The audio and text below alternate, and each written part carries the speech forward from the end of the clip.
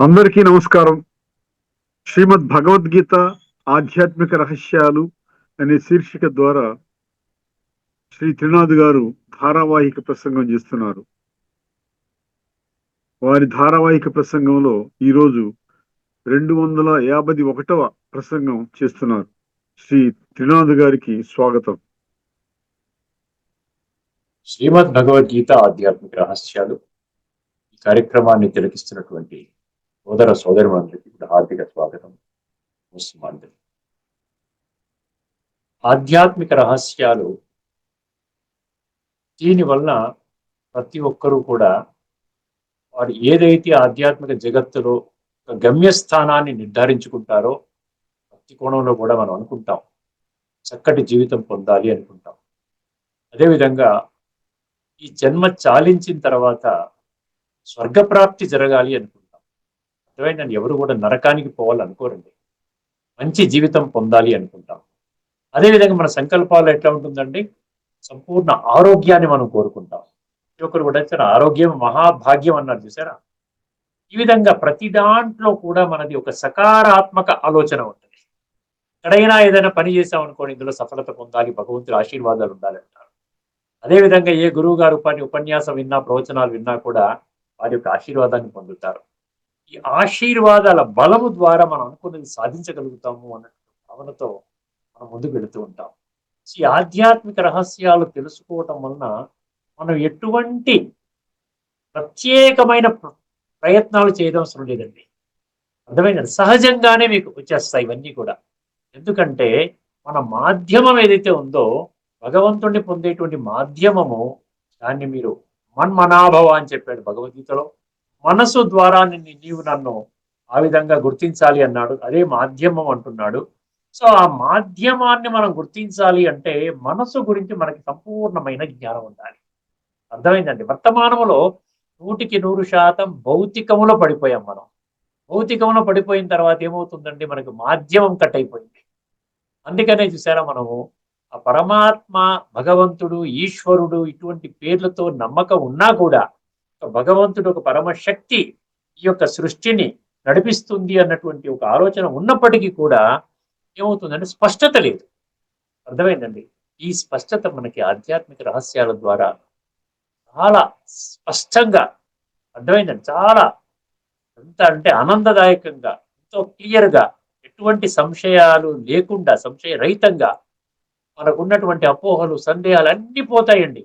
ఎందుకంటే ఒక్కొక్కటి భగవంతుడు ఈ రహస్యాల ద్వారా ఒక్కొక్క విషయాన్ని స్పష్టం చేస్తూ ఉన్నాడు. చివరికి మనం ఎట్లా ఎటువంటి పరిస్థితి చేరుకోవాలంటే, నాకు పరమాత్మ చెప్పినటువంటి జ్ఞానములో ఎటువంటి అస్పష్టత లేదు, అన్ని కూడా నేను స్పష్టంగా తెలుసుకున్నాను. అప్పుడు ఏమవుతుందని మన నిశ్చయంలో బలం ఏర్పడుతుంది. వ్యవసాయాత్మిక బుద్ధి అన్నాడు చూసారా, ఏకేహ కురునందన అన్నాడు. అక్కడ చాలా బాగా చెప్పాడు 2వ అధ్యాయంలో 41వ శ్లోకంలో. ఈ వ్యవసాయాత్మిక మళ్ళీ అవ్యవసాయాత్మిక అంటాడు. అంటే నిశ్చయము, సంశయము ఎంత స్పష్టంగా చెప్పాడు చూడండి. నిశ్చయం ఉన్నట్లయితే భగవంతుడు ఒక్కడే, భగవంతుడి మార్గమే సత్యము, భగవంతుడు సర్వోన్నత స్థితికి తీసుకుని వెళ్తాడు. మనకి ఏదైతే మన భావనలో ఉన్నదో, మన కోరికలు ఏవైతే ఉన్నాయో, ఆరోగ్యంగా ఉండాలి, ఆనందంగా ఉండాలి, సంబంధాలు బాగుండాలి, ఇంటిళ్ళ పాది బాగుండాలి, అనుకున్న పనులన్నీ సఫలత ఉండాలి, మంచి మార్గాన్ని నడవాలి, ఇటువంటివన్నీ కూడా సహజంగానే మనకి ప్రాప్తిస్తాయి. దానికోసం ప్రత్యేకమైన కృషి చేయాలి. అవ్యవసాయాత్మిక బుద్ధి అంటే సంశయాత్మక బుద్ధి. భగవంతుడు నిజంగా ఉన్నాడా? అర్థమైందండి. ఇప్పుడు ఎన్ని సంవత్సరాలుగా ఆయన చేస్తున్నట్టు పని ఉన్నప్పటికీ కూడా మనము సంశయిస్తున్నాం. ఎందుకంటే మనము ఇప్పటి వరకు భగవంతుడి గురించి ఒక స్థూలంగా, ఒక విగ్రహ రూపంలో, లేకుండా ఉంటే ఒక పెద్దవాళ్ళ ప్రవచనాల ద్వారా వర్ణించిన విధంగా మనం అర్థం చేసుకున్నాం. ధర్మస్థాపకులు ఆ విషయాన్ని ఆ విధంగా అర్థం చేసుకున్నాం. ధర్మాత్మలు, పుణ్యాత్మలు, మహాత్మలు, దేవాత్మలు ఇలాగ అనుకున్నాం. కానీ పరమాత్మ గురించి మనకి స్పష్టత లేదు. అర్థమైందండి. ఆ స్పష్టత మనకి ఆధ్యాత్మిక రహస్యాల ద్వారా మనకు అర్థం. సో ముందు మాటగా మనము ధార్మికము, ఆధ్యాత్మికము అని మనం చదువుకుంటాం. అర్థమైందండి. ధార్మికము, ఆధ్యాత్మికం అనేది చాలా ముఖ్యం. ఎందుకంటే ఆధ్యాత్మికం అనేది మనకి కేవలము కేవలం భగవద్గీతని ఆధ్యాత్మిక దృష్టికోణములో తెలుసుకుంటేనే అర్థమవుతుంది. వేరే మార్గమే లేదు. నో ఆప్షన్ మీకు. నేను ఆధ్యాత్మికములో ఎదగాలనుకుంటున్నాను అంటే ఖచ్చితంగా మీరు శ్రీమద్ భగవద్గీతని తాత్విక దృష్టికోణముతో, తత్వజ్ఞాన దృష్టికోణముతో, ఆధ్యాత్మిక దృష్టికోణముతో అర్థం చేసుకోవాలి. ఆధ్యాత్మికత అంటే భగవంతుడికి నిర్వచనం ఏమిటి? ఆత్మజ్ఞానము, పరమాత్మ జ్ఞానము మరియు సృష్టి చక్ర జ్ఞానము అన్నాడు. అర్థమైందండి. ఆది మధ్యాంత జ్ఞానము భగవంతుడికి తెలుసును. సర్గాణామాదిరంతశ్చ మధ్యం చైవాహం అర్జున. అది నాకు తెలుసును అన్నప్పుడు మన భగవంతుడు తెలిసిన జ్ఞానం మొత్తం నేను ఇచ్చేస్తానంటున్నాడు కదా. 7వ అధ్యాయం 2వ శ్లోకం ఏమన్నాడు? జ్ఞానం తేహం సవిజ్ఞానం ఇదం వక్ష్యామి అశేషత అన్నాడు కదా. సంపూర్ణంగా శేషము లేకుండా మొత్తం ఇచ్చేస్తానన్నాడు కదా. అంటే సృష్టి యొక్క ఆది మధ్యాంతాల జ్ఞానము, అదేవిధంగా ఎవరైతే భగవంతుడు అంటున్నామో, ఈశ్వరుడు అంటున్నామో వారి యొక్క సత్యమైన పరిచయం, పరమాత్మకు సత్యమైన పరిచయము, ఆ పరమాత్మని ప్రాప్తి చేసుకునే విధానం మన కేవలము ఆత్మ అనుభవం ద్వారానే వస్తుంది అని ఎక్కడ చెప్పాడు? 13వ అధ్యాయంలోని ఆఖరి శ్లోకములో చెప్పడం జరిగింది. క్షేత్ర క్షేత్రజ్ఞయోరేవం అంతరం జ్ఞాన చక్షుషా భూత ప్రకృతి మోక్షం చ ఏ విదుర్యాంతి తే పరమన్నాడు. ఏ అంటే యహ, యహ అంటే ఎవరైతే, 850 కోట్ల మనుషులలో ఎవరైతే నన్ను ఆ విధంగా తెలుసుకోదలుచుకుంటారు వాళ్ళు ఏం చెయ్యాలి? క్షేత్రజ్ఞ. ఈ క్షేత్రము అంటే శరీరము, క్షేత్రజ్ఞ అంటే శరీరం యొక్క యజమాని అయిన ఆత్మ. ఈ రెండిటి యొక్క స్పష్టతని తెలుసుకోవాలి, రెండిటి మధ్య భేదాన్ని తెలుసుకోవాలి అంటున్నాడు. అందుకని అందులో 3వ పంక్తి 4వ పంక్తిలో ఏం చెప్పాడు? భూత ప్రకృతి మోక్షం చ అన్నాడు. ఇంతకంటే ఏం చెప్పాలండి? భూత ప్రకృతి అంటే ఏమిటి? భూత ప్రకృతి అంటే ఆత్మ కాదండి. ఆత్మ అంటే పురుష అంటారు. అర్థమైందండి. భూత ప్రకృతి అంటే పంచభూతాలతో, పంచతత్వాలతో చేసినటువంటి భౌతిక శరీరము, ఫిజికల్ బాడీ, పెరిషబుల్ బాడీ. అర్థమైందండి. ఇది ఎప్పుడు పోతుందో కూడా తెలియదు. ఈ భూత ప్రకృతి మోక్షం చ అన్నాడు. దాని నుంచి నువ్వు లిబరేట్ కావాలి. లిబరేట్ అవ్వడం అంటే శరీరాన్ని త్యాగం చేయడం కాదండి, చనిపోవడం కాదు. మనసు బుద్ధి ద్వారా మనం లిబరేట్ కావాలంటే అశరీరీ స్థితిని అనుభవం చేయాలి, విదేహీ స్థితిని అనుభవం చేయాలి, ఆత్మిక స్థితిని అనుభవం చేయాలి. ఆత్మానుభవం అంటాం కదా. ఆత్మానుభవం, self respect, self realization, self awakening, self ఏమంటారు? ఆత్మిక ఆంతరిక సుసంపన్నత అంటాం, సెల్ఫ్ ఎన్రిచ్మెంట్ అంటాం, సెల్ఫ్ ఎన్లైటన్మెంట్, ఆత్మ వికాసము అంటాం. అర్థమైందండి. ఎక్కడైతే ఆత్మ ఉంటుందో అక్కడ సెల్ఫ్ అంటుంటాం. అర్థమైందండి. అందుకని ఈ యొక్క జ్ఞానము కేవలం బ్రహ్మకుమారిస్లోనే దొరుకుతుంది అన్న సంగతి కూడా ఇది తిరుగులేని సత్యము, తిరస్కరించలేని సత్యము. ఒక 90 సంవత్సరాలుగా నడుస్తున్నటువంటి ఈ విషయం చెప్తున్నటువంటి, దీన్ని ఆకలింపజేసుకున్నటువంటి వాళ్ళు ఏ చదువు, లౌకిక పరంగా ఏ చదువు రానటువంటి వాళ్ళు అర్థం చేసుకున్నారు.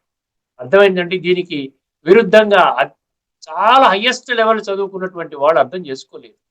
అర్థమైందండి. దీనికి కూడా కారణం మనం చర్చించుకున్నాము. వాళ్ళ యొక్క సంస్కారాల ఆధారంగా పరమాత్మని వాళ్ళు గుర్తిస్తారు. అంటే అర్థమైందండి. భక్తి పూర్తి అయితే జ్ఞాననేత్రం తెరుచుకుంటుంది అంటున్నాడు కదా. భక్తి జ్ఞాన వైరాగ్యం. ఆ విధంగా మీరు ఆధ్యాత్మిక జగత్తులో అడుగు పెట్టాలి, ఆధ్యాత్మిక కోణములో అర్థం చేసుకోవాలి, సర్వోన్నత ప్రాప్తులు పొందాలి, పరమాత్మ ప్రాప్తులు, పరమాత్మ యొక్క ప్రాప్తి, పరమాత్మ యొక్క సత్యమైన వారసత్వాన్ని ప్రాప్తి చేసుకోవాలంటే ఏం చేయాలండి? ఖచ్చితముగా భగవంతుడు స్థాపన చేసిన సంస్థని మీరు గుర్తించాలి. అక్కడ భగవంతుడి ద్వారా చెప్తున్నటువంటి మహావాక్యాలు అక్కడ ప్రతిరోజు 1 గంట సేపు చెప్పడం జరుగుతుంది.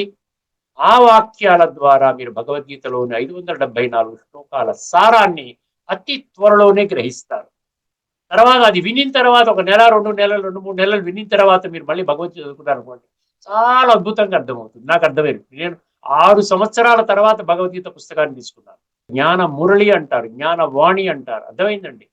ఆ యొక్క వాణిని నేను 6 సంవత్సరాలు విన్న తర్వాత అది భగవద్గీత ఆధారం అని భగవంతుడు చెప్తున్నా, దాని విధంగా నేనేం చేసుకున్నాను, అప్పుడు భగవద్గీత పుస్తకం తీసుకొని స్టడీ చేసుకుని ఆ విధంగా ఇప్పుడు నేను ఆధ్యాత్మిక గ్రంథము అంటే శ్రీమద్ భగవద్గీత. ఈ విషయాన్ని గుర్తించాను.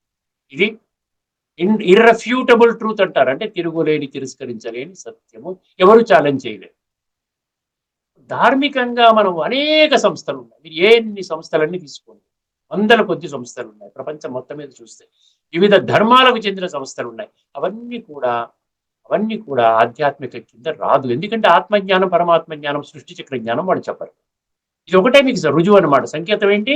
హైయెస్ట్ ప్రాప్తి ఎక్కడ? పరమాత్మ ప్రాప్తి జరగాలి. పరమాత్మ ప్రాప్తి కేవలం పరమాత్మ స్థాపన. అసలు లేకపోతే పరమాత్మ ఎందుకు స్థాపన చేస్తాడు? ఒకసారి అర్థం చేసుకోండి. ఇతరత్ర అన్ని సంస్థల వాళ్ళు కూడా పరమాత్మ గురించే చెప్తున్నారు, స్వర్గ ప్రాప్తి గురించి చెప్తున్నారు, వారసత్వాన్ని పూర్తిగా పొందొచ్చని చెప్తున్నారు. భగవంతుడు రానవలసిన పని లేదు. ధర్మ సంస్థాపనార్థాయ సంభవామి అని అన్నాడు, చూసారా? అదనమాట చాలా ముఖ్యమైన విషయం అండి, చాలా ముఖ్యమైన విషయం. ఎందుకంటే తీవ్రమైన విషయం, ఇది గంభీరమైన విషయం, గుహ్యాతి గుహ్యమైన విషయం. దీన్ని మనం పలసగా ఇప్పటిదాకా చాలా పలసగా తీసుకున్నాము, తేలికగా తీసుకున్నాము. పర్వాలేదు, దాంతో ఏముంది అనుకుంటున్నాము. చివరికి లాస్ట్ స్టేజ్లో భౌతిక శరీరము ఆల్మోస్ట్ ఇంకా కుళ్ళిపోయిన స్టేజ్కి వస్తుంది. కళ్ళు కనపడవు, చెవులు వినపడవు, కాళ్ళు నడవలేవు, తిన్నది అరగదు, ఎవరు కూడా మనకు సహాయం చేయలేరు. అటువంటి దుస్థితిలో ఏ భగవంతుడా అని అంటాం, కానీ భగవంతుని యొక్క సత్య పరిచయం లేకుండా ఉన్నట్లయితే ఏ విధంగా పరమాత్మని మనం శృతి చేస్తామండి? భగవంతుడు అంటున్నాడు, నన్ను ఎవరు పొందలేదు. ఎందుకంటున్నాడు? మనం అందరం భక్తి చేస్తున్నాం కదా, భక్తి ఇన్ని రకాలుగా చేస్తున్నా కూడా భగవంతుడు ఏమంటున్నాడు? నన్ను ఎవరు పొందలేరు అంటున్నాడు 7వ అధ్యాయంలో 26వ శ్లోకంలో. ఎందుకు చెప్పాడు అంటే, మనం ఏ విధానంలో అయితే పరమాత్మ గురించి వెళుతున్నామో ఆ విధానము పరమాత్మని కనెక్ట్ చేసే విధానము కాదు. ఎందువలనంటే ఒకే ఒక్క మిస్సింగ్ డైమెన్షన్ ఏమిటంటే, దాని యొక్క పరమాత్మని మనము కనిపెట్టే లేక ప్రాప్తి చెందే కనెక్ట్ అయ్యే సాధనము ఆత్మ ద్వారా పరమాత్మని గుర్తించాలి అంటున్నాడు. కానీ శరీరము ద్వారా ఇప్పటిదాకా మనం ప్రయాణం చేస్తున్నాము.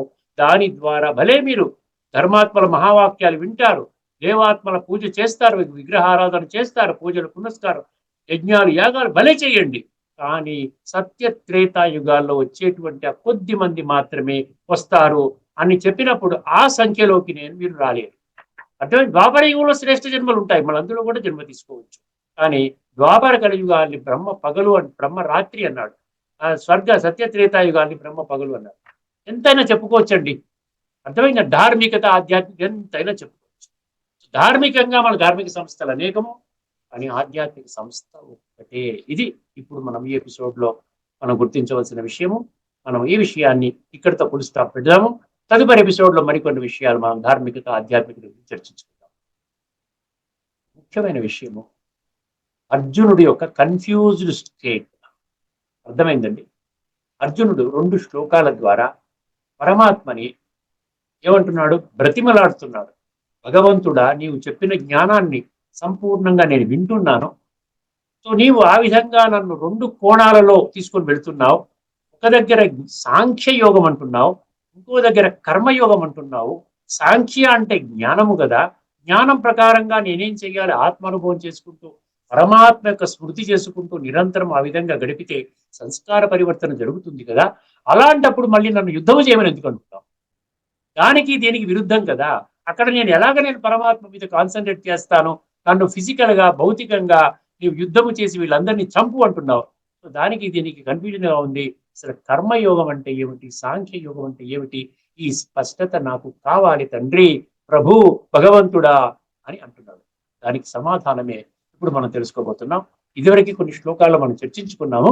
ఇది అర్జున ఉవాచ నుండి మళ్ళీ స్టార్ట్ చేస్తే కొన్ని ముందులో ఉన్నటువంటి 3-4 శ్లోకాలు మనం చెప్పుకున్నాం అనుకోండి, ఆ కంటిన్యూటీ మీకు అర్థమవుతుంది. అసలు జ్ఞానయోగం అంటే ఏమిటి, సన్యాస యోగం అంటే ఏమిటి, బుద్ధి యోగం అంటే ఏమిటి, అదేవిధంగా రాజయోగం అంటే ఏమిటి, కర్మయోగం అంటే ఏమిటి, ఇవన్నీ కూడా క్లారిటీ రావాలి.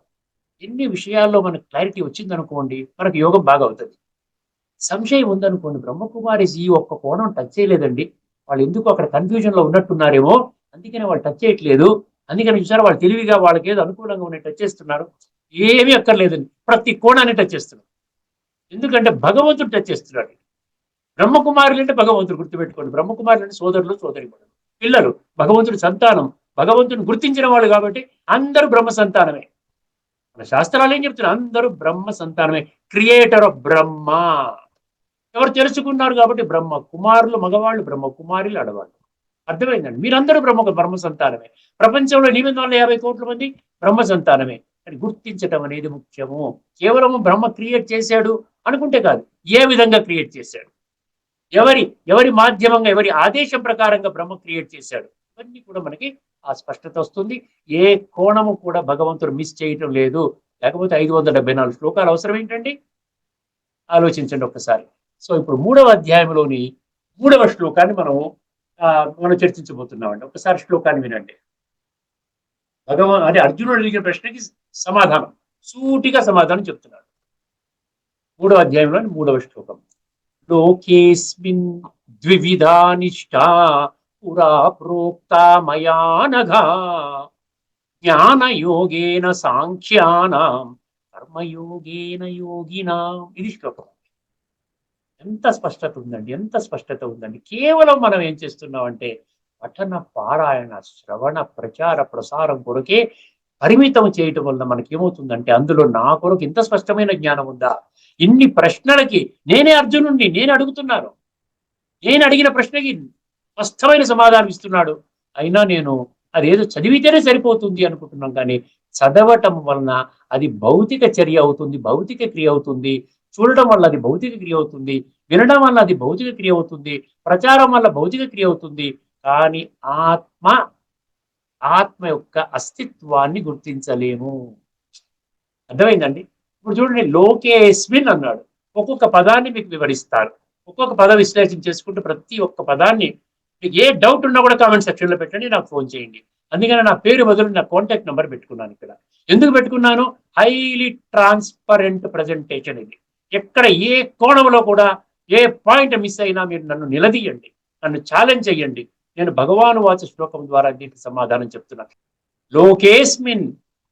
ఏమండి, లోకేస్మిన్ అంటే ఏంటి? లోక అస్మిన్ అంటే ఏమిటి చెప్పండి? లోక అనే పదం ఎందుకు వాడాడు? లోక అనే పదం ఎందుకు వాడాడు ఒకసారి చెప్పండి. నేను కూడా ఈ శ్లోకాన్ని దగ్గర పెట్టుకుంటాను. లోకేస్మిన్, లోక అంటే ఏమిటన్నాడు ఇక్కడ? అస్మిన్ లోక అంటే ఈ లోకమునందు అన్నాడు. లోకం అన్నాడు, కానీ అక్కడ ఏమైనా హిందూ ధర్మం వాడు సంబంధించిన భారతదేశం అన్నాడా? పోనీ క్రైస్తవ సామ్రాజ్యం ఉన్నటువంటి ఏదైనా యూరోపియన్ కంట్రీస్ గురించి చెప్తున్నాడా? అమెరికా గురించి చెప్తున్నాడా? లేక బౌద్ధ దేశాల నుండి చైనా, జపాన్ వీళ్ళు టిబెట్ ఇవి చెప్తున్నాడా? లేకపోతే ఇస్లాం ధర్మానికి చెందినటువంటి పాకిస్తాన్, బంగ్లాదేశ్, సౌదీ అరేబియా వీళ్ళు గురించి చెప్తున్నాడా? విశ్వము, లోకము, జగత్తు, ఇహ సర్వము అని 137 శ్లోకాల్లో ఆయన గట్టిగా చెప్తూ ఉంటే, ఇంకా నేను హిందూ ధర్మ గ్రంథము, ఇది కురుక్షేత్ర యుద్ధ రంగంలో జరిగింది, అక్కడ యుద్ధం చేయనని ఎవరో ఒక మనిషి, అర్జునుడు అన్న ఒక మనిషి ఏదో మారాం చేస్తే ఆయనకి డైరెక్ట్ గా చెప్పాడు. ఆయనకి చెప్తే మీ జీవితం ఎట్లా మీది ఈ విధంగా ఉన్నతంగా అవుతుందండి? ఎవరికి వాళ్ళు గుర్తుపెట్టుకోండి, అర్జునుడు కూడా మనిషి, మీరు కూడా మనిషి. 850 కోట్ల మంది మనుషులు ఇప్పుడు మీద ఉన్నారు. ఎవరికి వాళ్ళే ఉద్ధరించుకోవాలి. ఉద్ధరించుకునే విధానం మాత్రమే చెప్తున్నాడు, కానీ భగవంతుడు నేనే డైరెక్ట్ మీరు ఉద్ధరించండి. భక్తిలో మనం ఏంటంటాం? నేను 1,00,000 కొబ్బరికాయలు కొడుతున్నాను తండ్రి, నీవు నాకు ప్రమోషన్ ఇప్పించేయి, నీవు నాకు వీసా ఇప్పించేయి, నీవు నాకు సంపూర్ణంగా ఆరోగ్యము, ఏ క్యాన్సర్ ఇవన్నీ రాకుండా చూడు, నేను మాత్రం ఏ ప్రయత్నం చేయను. క్యాన్సర్ రాకుండా ఉండాలి, ఫలానా తినకూడదురా, ఫలానా పని చేయాలి, ఇది చేయకూడదు, ఈ మందులు వాడకూడదు, ఈ విధంగా చెయ్యండి, ఇట్లా చేయండి, ఏమి నేను పాటించను. నేను మాత్రం ఒక 1000 కొబ్బరికాయలు కొడతాను. అంటే భగవంతుడికి మన బాధ్యతని ఇచ్చేస్తున్నాం. భక్తి అంటే భగవంతుడికి బాధ్యత ఇవ్వడం. భగవంతుడు ఏమంటున్నాడు? ఓకే, నువ్వు బాధ్యతనిచ్చావు, కానీ నేనేం చేస్తానంటే అందరికీ సమానంగా నేనున్నాను కదా, విశ్వాత్మలందరికీ తండ్రిని కదా. ఏమన్నాడు? పిత అహమస్య జగత అన్నాడు కదా. సో అందరి బాగోగులు నేను చూడాలి కదా. అందరినీ కూడా నేను మీరు ఏమి చేయకుండా, మీరు ఏమి చేయక్కర్లేదు, మిమ్మల్ని నేను ఉద్ధరించేస్తాను అంటే అందరూ రాజులైపోతారు కదండి. అందరూ రాజులైపోతారు కదా స్వర్గంలో. స్వర్గంలో మహారాజు ఒకడే ఉంటాడు కనుక అందరూ రాజులైపోతారు. ఎందుకు? అందరినీ కూడా చూడాలి. కృపా దయ అంటే అందరి మీద చూపించాలి. మీరేమో స్పెషల్ ఆయనకేమన్నా? అర్థమైందండి? అందుకనే భగవంతుడు ఏమంటున్నాడు? ఎవరి పురుషార్థానుసారంగా నేను పురుషార్థం చేసే విధానం చెప్తాను. ఎవరు గొప్పగా పురుషార్థం చేసుకుంటే గొప్ప పదవి, ఎవరు తక్కువ పురుషార్థం చేసిన మధ్యస్థంగా పదవి, ఎవరు ఏ పురుషార్థం చేయకుండా ఉంటే వాళ్ళు అసలు సత్యయుగంలో రాని రారు, ఏ ద్వాపరయుగంలోనో కలియుగంలోనో జన్మ తీసుకుంటారు. ఇది ఎంత చక్కటి ఫార్ములా చూడండి. లోకేస్మిన్ ద్వివిధ నిష్ఠ అన్నాడు. నిష్ఠ అంటే పద్ధతులు, ఒక సిస్టమ్, ఒక స్టేటస్ పెట్టేశాడు. ఈ అప్రోచ్, లోకంలో 2 అప్రోచెస్ పెట్టాను. లోకేస్మిన్ ద్వివిధ అంటే 2, 2 ఫోల్డ్ అంటారు కదా ఇంగ్లీష్ లో. లోకేస్మిన్ ద్వివిధ నిష్ఠ పురా ప్రోక్తామయానగా. పురా ఇది చాలా ముఖ్యం అండి. పురా అనే దానికోసం మీకు మళ్ళీ ఒక చిత్రం చూపిస్తాను. ఒక్కసారి ఈ చిత్రం ఇప్పటికే చూపించాను, కానీ ఈ చిత్రం చూపిస్తే కొంచెం మీకు స్పష్టత వస్తుంది అనేటువంటి ఆలోచన.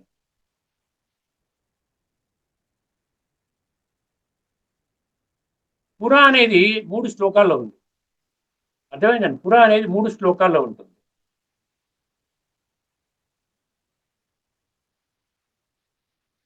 అర్థమైందండి? వస్తుంది కదా, పిక్చర్ వస్తుంది కదా. పురా ప్రోక్త అంటే పురా అంటే కల్పాది, గుర్తుపెట్టుకోండి. ఈ పుస్తకాల్లో కూడా చూసుకోండి, కల్పాది at the beginning of the cycle అంటాడు. బిగినింగ్ ఆఫ్ ద సైకిల్ అంటే కాలచక్రం. కల్పాది అంటే ఎక్కడ? ఇప్పుడు కల్పాది అంటే ఎక్కడ? కలియుగం యొక్క అంతిమ సమయము, సృష్టి యొక్క ఆది సమయము ఇదన్నమాట. అర్థమైందండి? ఈ పిక్చర్ కనబడుతుంది కదండి, కనబడట్లేదా? పిక్చర్ కనబడుతుందా? ఇప్పుడు కనబడుతుంది అనుకుంటా, ఇంకా కనబడలేదమ్మా. ఇక ఇదన్నమాట, కలియుగం యొక్క అంతిమ సమయము, కృతయుగం యొక్క ఆరంభ సమయము. ఇది సంధి సమయము అంటారు, పరివర్తన సమయము, రిపేరింగ్ యుగము అంటాడు. ఇది కాదు ఈ చిత్రం, ఇది రిపేరింగ్ యుగము అంటాడు. ఎందుకంటే ఆత్మ పరమాత్మ సంగమ సమయం అంటాడు. దీన్ని సంగమ యుగం అన్నాడు. ఇప్పటికే 90 సంవత్సరాలు గడిచిపోయింది సుమారుగా. అర్థం చేసుకోండి, ఈ సంగమ యుగము ప్రారంభమై 90 సంవత్సరాలు అయిపోయింది, గడిచిపోయింది. ఇప్పుడు ఎండింగ్ స్టేజ్ లో ఉన్నాము. ఇప్పటికి కూడా మనం సంశయాలతో ఉన్నాం అనుకోండి. ఇక్కడ పురా, ప్రోక్త, మయ అన్నాడు. ఈ 3 పదాలు అర్థం చేసుకోండి, కీలకము. పురా అంటే కల్పాది, ప్రోక్త అంటే చెప్పాను. ఎవరు చెప్పారు? మయ అంటే నేను చెప్పాను. కల్పాది నందు నేను, ప్రోక్త అంటే నేను చెప్పాను. ఏం చెప్పాను అన్నది ఇప్పుడు మళ్ళీ చూద్దాం. ఈ చిత్రం తీసేస్తాను, అర్థమైందండి.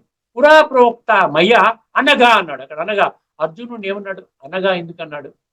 అఘ అంటే పాపి, గుర్తుపెట్టుకోడు. పాపాత్ముడిని అఘ అంటారు. అర్థమైందండి. ఇప్పుడు ఇంద్రియ, అది ఏదో శ్లోకంలో 3వ అధ్యాయం 16వ శ్లోకంలో ఏవం ప్రవర్తితం చక్రం నానువర్తయతీహయ అఘాయురింద్రియారాము. అఘాయు అంటే ఈ ఇంద్రియాల యొక్క ఆరామాన్ని మాత్రమే కోరుకుంటూ రకరకాల నీచ, నికృష్ట, భ్రష్ట, దుష్ట, పాప కర్మలు చేస్తున్నావురా నాయన. అందుకని అఘ అంటే ఏంటి? పాపి. ఇక్కడ అర్జునుడు ఏమన్నాడు? అనఘా అంటే పాపరహితుడా, అంటే పుణ్యాత్మగా ముందుకు వెళ్ళాలి, పరమాత్మని పొంది పరమాత్మ శక్తులు, గుణాల ద్వారా చక్కటి శ్రేష్టమైనటువంటి సాత్విక సంస్కారాలతో కూడుకున్న ఆత్మగా నేను ఆ విధంగా తయారవ్వాలి అనుకున్నటువంటి అర్జునుడు అనమాట. అర్థమైంది? అనగా అంటే అందుకే అర్జునుడు అనగా అనమాట. లోకేస్మిన్ వివిధా నిష్ఠ. నిష్ఠ అర్థమైంది కదా? నిష్ఠ అంటే ఒక సిస్టమ్, ఒక పద్ధతి, ఒక అప్రోచ్, ఒక విధానం పెట్టాడు భగవంతుడు. లోకేస్మిన్ వివిధా నిష్ఠ పురా. పురా అంటే చెప్పాను కల్పాది. పురా ప్రోక్త మయ అనగా రెండు పంక్తులు అయిపోయాయి. జాగ్రత్తగా వినండి, మళ్ళీ 3వ పంక్తి 4. జ్ఞాన యోగేన సాంఖ్యానం అన్నాడు. సాంఖ్య అన్న విషయాన్ని మీరు చాలా జాగ్రత్తగా ఇదివరకు కూడా చర్చించుకున్నాము. ఇక్కడ కపిల మహర్షి సాంఖ్య దర్శనం అని ఒకటి ఉంది, శాస్త్రం ఉంది. అది కాదు, దానికి దీనికి కన్ఫ్యూజ్ అవ్వకండి. ఎక్కడైతే సాంఖ్య అనే పదం వస్తే మన ప్రవచనకారులు అది చెప్తారు. ఏం చెప్తారు? కపిల మహాముని ఈ సాంఖ్య శాస్త్రాన్ని పెట్టాడు, సాంఖ్య దర్శనాన్ని, ఇది ఉంది ఫలానా అని చెప్తారు. అది కాదండి. ఇది భగవంతుడు. సాంఖ్య అంటే ఏంటంటే విచక్షణా బుద్ధి అంటున్నాడు, పరిశీలనా శక్తి అంటున్నాడు, డిస్క్రిమినేటివ్ ఇంటెలెక్ట్ అన్నాడు ఇంగ్లీష్లో. నేను పరిశోధన చేస్తుంటాను, అర్థమైంది? డిస్క్రిమినేటివ్ విజ్డమ్ అన్నాడు. అదే అర్థం చేసుకోండి. అక్కడ ఏంటి? ఏది యాక్యురేట్, ఏది ఏ మార్గము కరెక్ట్, ఏది కరెక్ట్ కాదు అన్న పరిజ్ఞానముతో ముందుకు వెళ్ళేవాడంట. అది సాంఖ్య అనేటువంటి ఆ జ్ఞానం ఉన్న సాంఖ్య. అర్థమైంది? ఇక్కడ ఏమంటున్నాడు? ఇక్కడ ఏమన్నాడండి? పురా ప్రోక్త జ్ఞానయోగేన సాంఖ్యానం అన్నాడు. జ్ఞానము ద్వారా, జ్ఞానము యోగము, గుర్తు, యోగం అనే పదాన్ని మర్చిపోకండి. జ్ఞాన యోగేన సాంఖ్యానం అన్నాడు. సాంఖ్య అనేది ఒక గ్రూప్ అన్నమాట. అంటే ప్రపంచంలో 2 వర్గాలు ఉన్నాయంట. ద్వివిధాన నిష్ఠ అన్నాడు కదా. ప్రపంచంలో 2 వర్గాల వాళ్ళు ఉన్నారు నాయన, జాగ్రత్తగా విను. ఒక వర్గం ఏంటంటే కాంటెంప్లేటివ్ మెడిటేషన్ అంటారు దాన్ని. అంటే జ్ఞానాన్ని సంపూర్ణంగా అర్థం చేసుకుంటారు. జ్ఞానం అంటే ఏం చెప్తుంది? జ్ఞానం అంటే నీ వ్యక్తిత్వము 2 అని చెప్తుంది. నీ యొక్క 2 వ్యక్తిత్వాలతో కూడుకున్నటువంటి అవస్థ. ప్రతి ఒక్క మనిషి యొక్క వ్యక్తిత్వము 2. ఒకటి వినాశి శరీరము, రెండవది అవినాశి ఆత్మ. ఇది తిరుగులేని సత్యం అండి, గుర్తుపెట్టుకోండి. హ్యూమన్ బీయింగ్ అంటున్నాం, అందుకనే ఇంగ్లీష్ జీవాత్మ అంటాం తెలుగులో. అర్థమైందండి? సో ఈ జీవుడు అంటే శరీరము, ఆత్మ అంటే ఆత్మ. ఆత్మ సూక్ష్మము, జీవుడు కనబడతాడు, ఫిజికల్ గా ఉంటాడు. ఈ జీవుడు అనేది వినాశి, ఆత్మ అనేది అవినాశి. అవినాశి ఆత్మ వినాశి శరీరాన్ని మార్చుకుంటూ తిరుగుతూ ఉంటుంది కాలచక్రం. ఇది జ్ఞానం. జ్ఞాన యోగేన, దీనిని ఏమంటాడు? ఈ స్పష్టత ఎవరికైతే ఉంటుందో వాళ్ళు ఏం చేస్తారు? పరమాత్మని ఆ విధంగా జ్ఞాన యోగేన, జ్ఞానము ద్వారా యోగము చేసుకుంటూ ముందుకు వెళతారు. వాళ్ళు కర్మలు చెయ్యరు. ఇక్కడ సాంఖ్య యోగానికి కర్మయోగానికి తేడా. కర్మలు ఎక్కువగా చెయ్యరు, కొద్దిగా చేస్తే చేయొచ్చు. అంటే కర్మ చేయడం అనేటువంటి ఉద్దేశంతో కూర్చోరు అక్కడ. జ్ఞానయోగేన సాంఖ్యానాం అంటే మొదటి వర్గం కొద్ది మంది మెచ్యూర్డ్ పీపుల్, అంటే కర్మయోగంలో పర్ఫెక్ట్ అయిపోయినటువంటి వాళ్ళు, ఇంకా ఒక స్థితికి వచ్చినటువంటి వాళ్ళు అక్కడే 30, 40, 50 సంవత్సరాలు ఆ విధంగా కర్మ చేసుకుంటూ ఇంకా నేను పొట్ట పోషించుకోవడానికి కర్మలు చెయ్యక్కర్లేదు. ఇప్పుడు నేనున్నాను స్టేట్ బ్యాంకులో 40 సంవత్సరాలు పనిచేశాను. అలాగే మన ఆచార్య డాక్టర్ బిట్టు వెంకటేశ్వర్లు అన్నయ్య గారు ఉన్నారు. వారు కూడా ఎన్నో సంవత్సరాలు పనిచేసి ఒక 15 సంవత్సరాల క్రితం రిటైర్ అయ్యారు. ఇప్పుడు ఇంకా కర్మ చేస్తామా? ఇంకా అవసరం లేదు. కర్మ ఎవరికి అవసరము? కర్మ చేస్తే కానీ నా పొట్ట పోషణ చేసుకోలేను, నా భార్య బిడ్డల్ని పోషించుకోలేను, నేను ఒక ఇల్లు కట్టుకోవాలి, నేను కారు కొనుక్కోవాలి, ఒక మంచి సాధనాల మధ్యలో ఉండాలి, సమాజంలో ఒక గుర్తింపు కావాలి, ఈ విధంగా నాకు ధనము కావాలి అనుకున్న వాళ్ళు కర్మ చేస్తారు. ఆ స్టేజ్ దాటిపోయిన వాళ్ళు ఏం చేస్తారు? ఇప్పుడు నాకు పెన్షన్ వస్తుంది, పెన్షన్ సరిపోతుంది, నాకు ఒక ఫ్లాట్ ఉంది, అద్దెకి ఇచ్చాను, దానికి రెంట్ వస్తుంది, సరిపోతుంది నా కుటుంబం పోషించడానికి, నేను మళ్ళీ వెళ్ళిపోయి భౌతికంగా నేను కర్మలు చేయక్కర్లే. అందుకని అక్కడ కర్మయోగము జ్ఞానయోగము, సాంఖ్యయోగం అన్న జ్ఞానయోగం అన్న ఒకటే. ఈ జ్ఞానయోగము కర్మయోగం తేడా తెలుసుకోండి. అంటే ఒక లెవెల్కి చేరుకుని కర్మయోగాన్ని పూర్తి చేసుకుంటూ ఒక స్థితికి చేరుకుని ఆత్మానందాన్ని పొందుతూ పరమాత్మతో డైరెక్ట్ గా ఈ యొక్క జీవితాన్ని మొత్తము దానికి అర్పణ చేసుకుంటూ ఆత్మని సంస్కరించుకునే విధానము జ్ఞానయోగం. అక్కడ కర్మలు కొద్దిగానే జరుగుతాయి, కర్మల ఫోకస్ కాదు అక్కడ. అందుకని ఇక్కడ ఏమంటున్నాడు? జ్ఞానయోగేన సాంఖ్యానామన. ఈ విషయం తెలుసుకుంటే చాలా శ్లోకాలు మీకు స్పష్టత వస్తుంది. 3వ అధ్యాయంలో కర్మయోగము, జ్ఞాన కర్మ సన్యాస యోగము, 5వ అధ్యాయం కర్మ సన్యాస యోగము, ఇందులో ఉన్నటువంటి 100 శ్లోకాలు మీకు చాలా స్పష్టంగా అర్థమవుతాయి. ఇప్పటికే చాలా శ్లోకాలు మనం కవర్ చేశాం. ఇక్కడ ఈ తేడాన్ని మీరు మిస్ అయిపోయారనుకోండి, కన్ఫ్యూజ్ అయిపోతారు. అందుకని అర్జునుడు యొక్క కన్ఫ్యూజన్ తొలగిస్తున్నాడు. సాంఖ్య జ్ఞాన అంటే నాయన వాళ్ళు కేవలము ఆత్మ పరిచయము, పరమాత్మ పరిచయము, మొత్తం భగవంతుడు చెప్పిన మొత్తం సంపూర్ణ జ్ఞానం తెలుసుకుంటారు. కర్మ చేయకుండా వాళ్ళు మాక్సిమం టైం దీనికి డెడికేట్ చేసుకుంటూ ఆత్మని తొందరగా చాలా స్పీడ్గా సంస్కరించుకుంటారు. వాళ్ళు జ్ఞాన యోగులు అంటున్నారు. అర్థమైందండి? జ్ఞాన యోగులు అంటే వాళ్ళు. ఇప్పుడు చూడండి, అయిపోయింది జ్ఞానయోగం, కర్మయోగం, ఇది సాంఖ్యయోగం అయిపోయింది కదా మీకు. జ్ఞానయోగేన సాంఖ్యానాం కర్మయోగేన యోగినాం అన్నాడు. ఇప్పుడు కర్మయోగానికి వద్దాం. చెప్పారు కదా, కర్మ చేస్తాడు. కర్మ చేస్తాడు అంటే కర్మయోగులకి జ్ఞానం లేదని కాదండి. అందుకని అక్కడ యోగం అనే పదం అక్కడ కూడా పెట్టాడు. ఇక్కడ సాంఖ్య దగ్గర యోగం పెట్టాడు, జ్ఞానం దగ్గర యోగం పెట్టాడు, మళ్ళీ ఇక్కడ కర్మ దగ్గర యోగం పెట్టాడు. యోగము అన్నటువంటి విషయం ఆధ్యాత్మికంగా మనం అర్థం చేసుకోగలిగితే స్వయాన్ని ఆత్మగా గుర్తించడము ఫస్ట్ స్టెప్. అదేవిధంగా విశ్వాత్మనందరికీ తండ్రి పరమాత్మని గుర్తించడము, అదేవిధంగా ఈ రాజయోగం అనేటువంటి ప్రక్రియ ద్వారా పరమాత్మ నుండి శక్తులు గుణాలు తీసుకుంటూ చక్కగా మన ఆత్మలో కూరుకుపోయి ఉన్నటువంటి, పేరుకుపోయి ఉన్నటువంటి, నిక్షిప్తము కాబడినటువంటి, ఎందుకంటే ఎన్నో జన్మలుగా ద్వాపర యుగము నుండి దైహిక భ్రాంతిలో పడిపోయి ఆత్మ యొక్క ఉనికిని మర్చిపోయి మనం ఆ విధంగా చేస్తున్న నీచ నికృష్ట భ్రష్ట దుష్ట పాప కర్మల ద్వారా ఫలితంగా ఆత్మలో కుళ్ళిపోయిన కర్మలని మనము జ్ఞానయోగము ద్వారా తీర్చుకోవచ్చును, కర్మయోగము ద్వారా తీర్చుకోవచ్చును. ఈ 2 మార్గాల ద్వారా నీకు ఏది అనుకూలంగా ఉంటే ఆ విధంగా నువ్వు తీర్చుకోనాయన అని చెప్తున్నాడు. అంటే కర్మయోగి కూడా జ్ఞానం ఉంటుంది. కేవలము జ్ఞానయోగి ఏం చేస్తాడు? ఇదే జ్ఞానం ఇద్దరికీ ఉంటుంది. జ్ఞానయోగి కర్మల మీద ఎక్కువ ఫోకస్ ఉండదు, కర్మయోగి కర్మల మీద ఫోకస్ ఉంటుంది. సో కర్మయోగి ఏం చెయ్యాలి? కర్మ చేస్తూ కర్మల యొక్క ఫలితాన్ని విడిచిపెట్టాలి. కర్మల యొక్క ఫలితం మీద ఆధారపడి కర్మ చేయకు నాయన, అప్పుడు నీ కర్మలలో ఆ డివినిటీ వస్తుంది, పరమాత్మ శక్తి వస్తుంది. కర్మలలో పరమాత్మ తోడు పెట్టుకున్నావంటే అందులో విజయం పొందినా అపజయం పొందినా నీవు ఖచ్చితంగా నీవు ముందుకు వెళతావు. నీ యొక్క కర్మ ఖాతా, ఇప్పటిదాకా పాడైపోయిన ఖాతాని నీవు బాగు చేసుకుంటావు. అంటే తమో ప్రధాన సంస్కారాలని సాత్వికంగా చేసుకునే ఒక మార్గంలో పడతావు. నువ్వు కర్మ చెయ్యి. పొట్ట పోషణ చేసుకోవడానికి భగవంతుడు అడుక్కోమని చెప్పలేదు. ఉద్యోగము, వ్యాపారం ఏమి చేసుకుంటావు చేసుకో, కానీ నీ కర్మలో పరమాత్మ తోడు పెట్టుకో. యోగం అంటే అదనమాట. పెట్టుకుంటే నీ కర్మలలో ఏమొస్తుందండి? శ్రేష్టత్వం వస్తుంది. మంచి కర్మలు చేస్తావు. ఈ సాటి మానవాన్ని దుఃఖపెట్టే కర్మలు చేయవు, మోసం చేసే కర్మలు చేయవు. అందరినీ కూడా చాలా ప్రేమపూర్వకంగా పరమాత్మకు సంతానముగా గుర్తించుకో, సోదర భావంతో పనిచేస్తావు, ఎవరితో గొడవ పడవు. నీకెంత ఈ భూమండలం మీద నివసించడానికి హక్కు ఉందో ప్రతి ఒక్క మనిషికి ఆ హక్కు ఉన్నది. ఎవరి కర్మానుసారం వాడి కర్మలు చేస్తూ ఉన్నాడు. అందువల్ల నీవు ఇంటర్ఫియర్ అవ్వకూడదు. వాడి కర్మల్లో నీవు ఇంటర్ఫీర్ అవ్వకూడదు. వీలైతే వాడి కర్మల్ని కూడా శ్రేష్టంగా చేయడానికి ఆ పరమాత్మ చెప్పినటువంటి జ్ఞానాన్ని నువ్వు డొనేట్ చేయి, దానము చేయి, వాడికి జ్ఞానం చెప్పు, కానీ వాడిని బాధ పెట్టకూడదు, కష్టపెట్టకూడదు. ఆ విధంగా చెప్తున్నారు. అర్థమైందని కర్మయోగానికి సాంఖ్యయుగానికి తేడా. ఒకసారి ఈ శ్లోకాన్ని జాగ్రత్తగా చదువుకొని మన భాష్యకారుల పుస్తకం ఏమి రాశారో అది తెలుసుకుని ఈ యొక్క కార్యక్రమాన్ని సంపన్నం చేసుకుందామండి. ఒక్కసారి శ్లోకాన్ని మరొకసారి వినండి.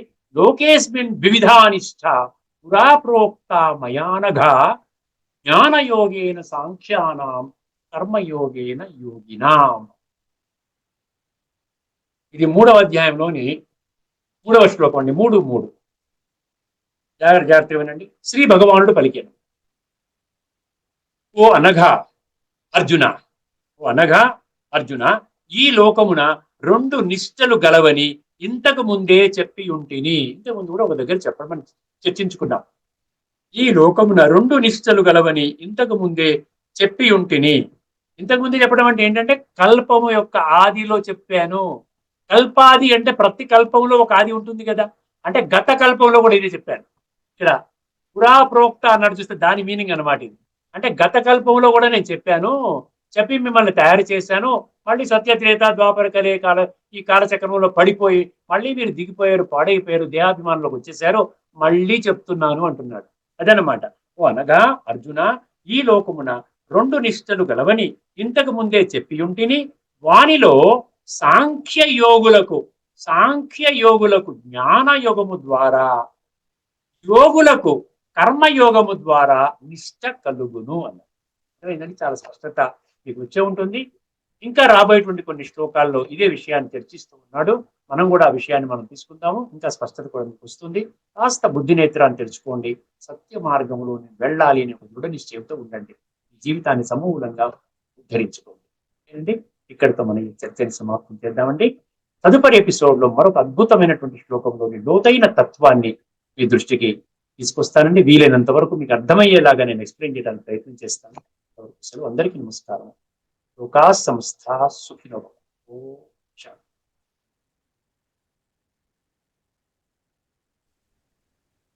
శ్రీమద్ భగవద్గీత ఆధ్యాత్మిక రహస్యాల తాత్వికతను సవివరంగా విశ్లేషించిన శ్రీ త్రినాథ్ గారికి ధన్యవాదాలు.